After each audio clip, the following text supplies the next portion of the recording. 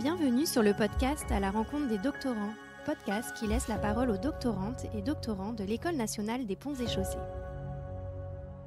Bonjour, aujourd'hui j'ai le plaisir d'accueillir Claire Lepot qui a réalisé son doctorat à l'École nationale des ponts et chaussées entre les laboratoires de l'École d'économie de Paris et du CIRED. Bonjour Claire. Bonjour Adèle. Alors Claire est parmi nous aujourd'hui pour nous parler de son sujet de recherche qui s'articule autour de 3 enjeux majeurs en Inde, l'efficacité du traitement des eaux usées, les effets des engrais agricoles et l'impact des fortes chaleurs sur la santé. Le premier point a d'ailleurs fait l'objet d'un article que tu avais rédigé sur Ingenus en mars 2023 et que je vous invite fortement à lire, donc on mettra le lien dans la bio de ce podcast. Alors Claire, tu as un parcours assez unique puisque tu as obtenu une bourse Interlabo de l'École nationale des ponts et chaussées en proposant ton propre projet de recherche. Une première question toute simple, pourquoi l'Inde et pourquoi des questions de santé environnementale ?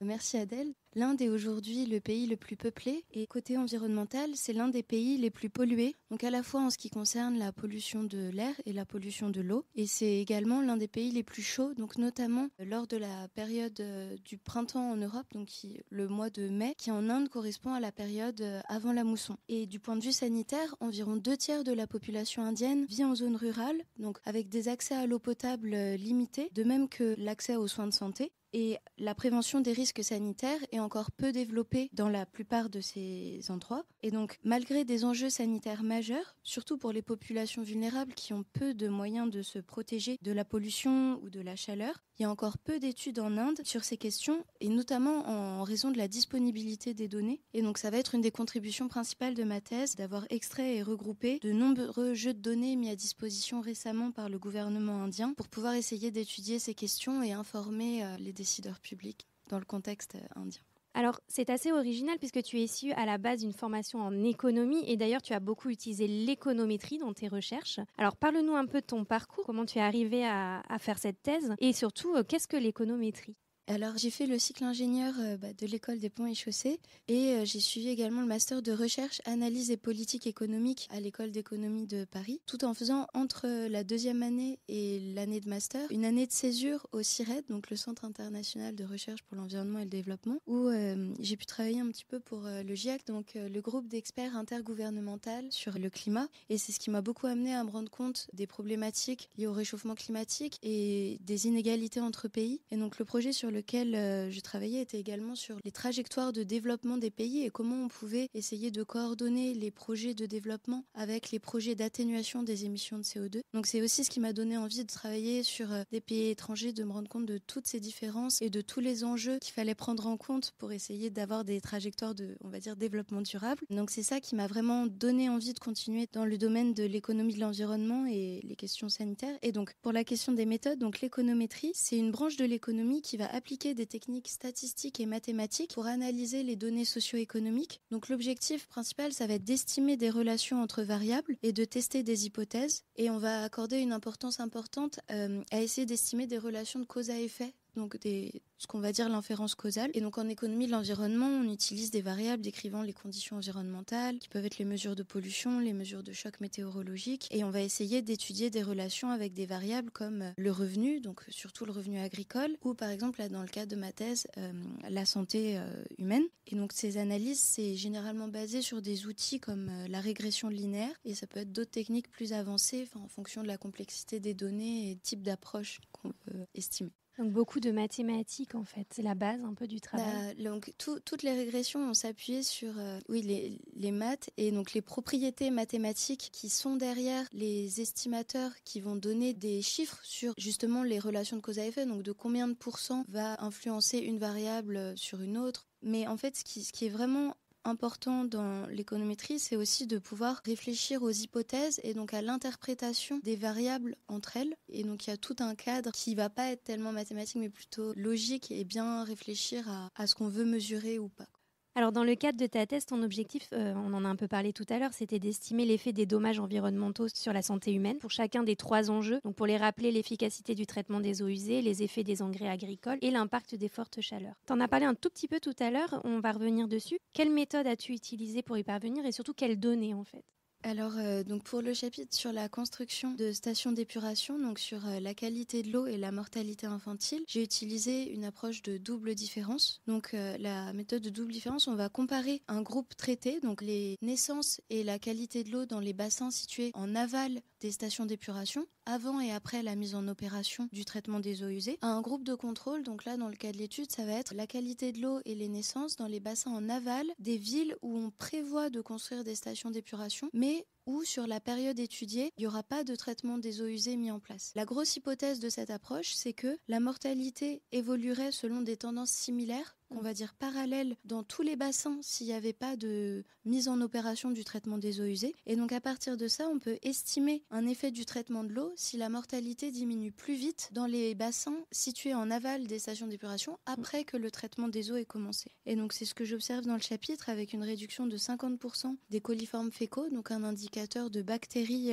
dans les rivières, et une réduction de 20% de la mortalité de moins de 6 mois, donc une période où les enfants sont particulièrement vulnérables aux infections gastro-intestinales qui peuvent se transmettre par l'eau contaminée. Et donc pour les données, donc dans les 3 chapitres, ça va être des données publiques, donc les données de qualité d'eau qui sont mises à disposition par le gouvernement indien. Les données de santé, ça va être les mêmes données dans les 3 chapitres aussi, ça va être des données qui sont fournies par USAID, donc c'est des données qui sont représentatives dans énormément de pays où on va enquêter notamment les femmes sur leurs conditions de santé et sur les naissances qu'elles auront données tout au long de leur vie. Donc c'est comme ça qu'on peut reconstruire des indicateurs de mortalité. Et il y a aussi beaucoup d'indicateurs sur la santé des enfants de moins de 5 ans. Pour le chapitre donc sur la pollution via les engrais azotés agricoles, donc qui peuvent se diffuser dans l'eau sous forme de nitrate-nitrite quand ils sont appliqués en excès. Cette fois, ça va être une question de comparer la mortalité des enfants qui naissent dans les ménages buvant de l'eau souterraine, donc dans des puits où on va pouvoir, à partir des données, observer des niveaux de nitrate vraiment très très élevés, donc au-dessus de 45 mg par litre, ce qui est le seuil recommandé par le gouvernement indien à ne pas dépasser pour l'eau potable. Mais si on prend le seuil recommandé par l'Organisation mondiale pour la santé, il est de 10 mg par litre. Oui, donc elle est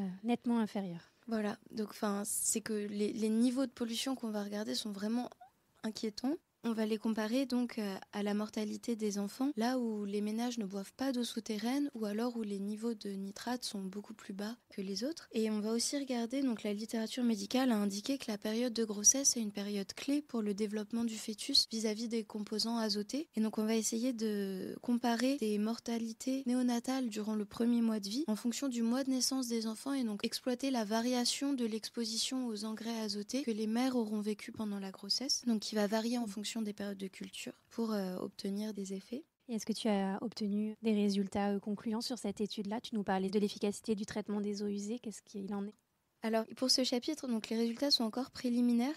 Donc, c'est encore à prendre avec précaution parce qu'il faut qu'on fasse des tests de robustesse pour vérifier ce qu'on propose. Mais on observe, oui, que pour ce qui est de la mortalité autour des puits très contaminés au nitrate, on a une augmentation d'environ 10% de la mortalité. Enfin, une mortalité supérieure de 10%, là où l'eau est contaminée et où les ménages boivent l'eau souterraine. Et on observe également une hausse de la mortalité néonatale en fonction des trimestres de grossesse. Donc on a bien une augmentation qui correspondrait à l'exposition durant le premier trimestre de grossesse, et là qui est très faible. Enfin, on observe une augmentation de 2%, mais il faut qu'on vérifie que nos mesures soient bien exogènes, donc il n'y aurait pas d'autres variables qui pourraient être corrélées avec ce qu'on observe, qui pourraient biaiser nos résultats. C'est des résultats préliminaires encore, mais qui vont dans le sens de ce qu'on attendait en ce qui concerne la pollution. Et concernant l'impact des fortes chaleurs sur la santé, quel problème de santé vous avez étudié dans ce cas-là?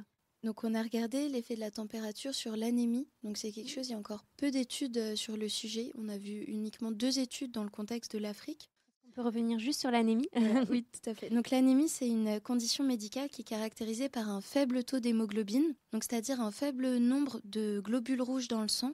Et donc, ce qui entraîne une mauvaise circulation de l'oxygène. Ça peut être responsable de nombreux symptômes, notamment la fatigue, mais aussi des problèmes généraux liés à un affaiblissement du système immunitaire. Et donc, pour cette étude, on va associer donc des mesures d'hémoglobine qui sont prises chez des centaines de milliers d'individus en Inde.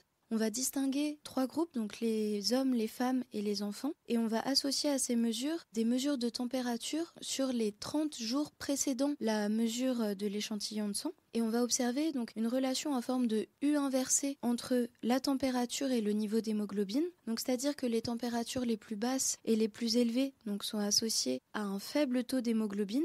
Ça veut dire donc qu'on a une relation en U cette fois avec la prévalence de l'anémie. Donc faible température et haute température sont associées à une hausse de la prévalence de l'anémie. Et donc on va chercher à explorer les mécanismes potentiels, donc qui peuvent être liés à la malnutrition, notamment s'il y a des effets sur le rendement des cultures, à des effets directs comme l'hyperthermie si le corps n'arrive plus à réguler sa propre température, ou bien à des infections, par exemple la malaria, parce que le parasite va vivre dans les globules rouges, donc les détruire. Et donc un des symptômes majeurs de ce type d'infection va être justement l'anémie.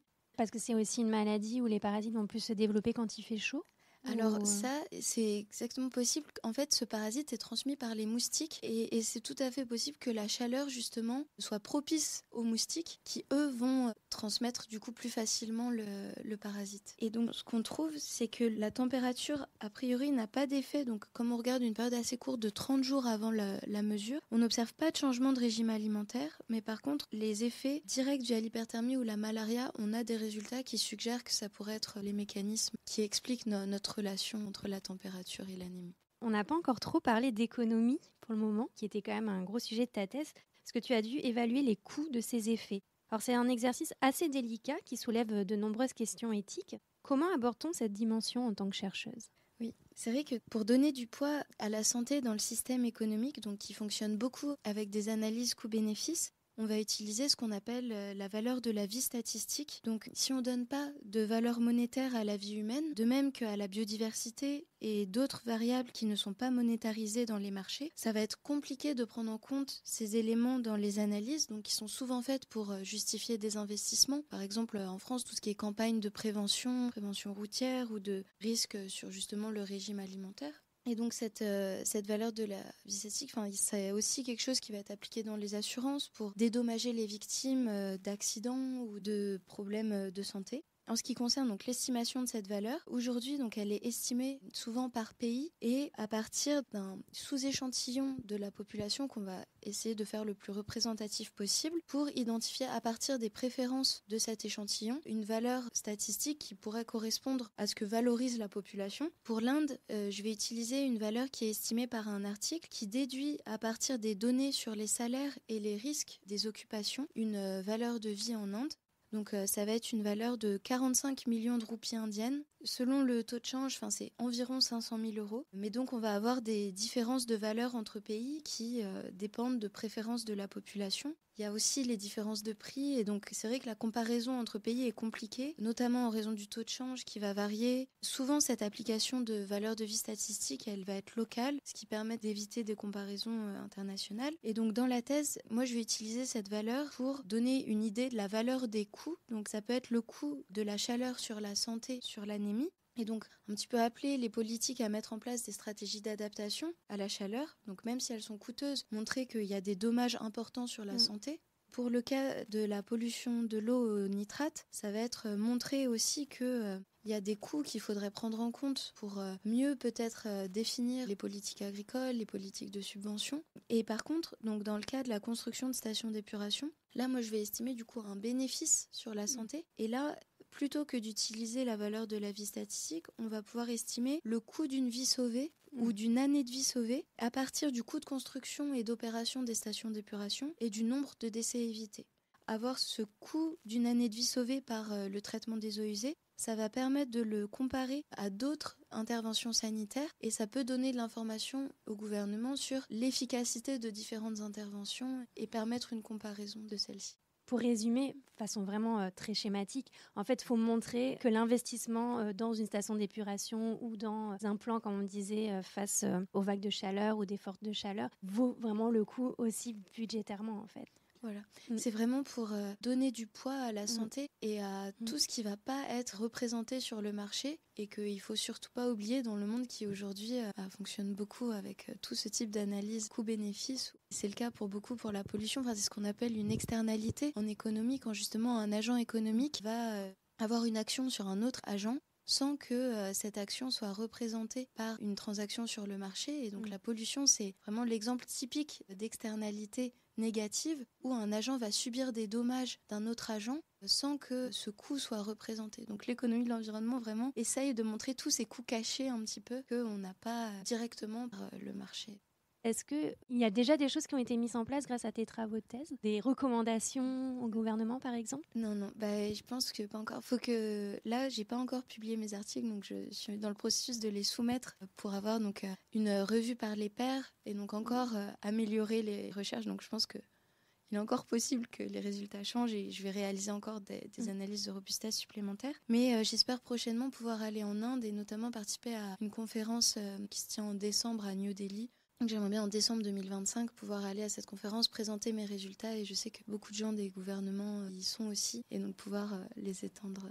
Justement, c'était l'une de mes prochaines questions parce que j'imagine que ta thèse, tu l'as surtout fait en région parisienne. Est-ce que tu es déjà allée en Inde?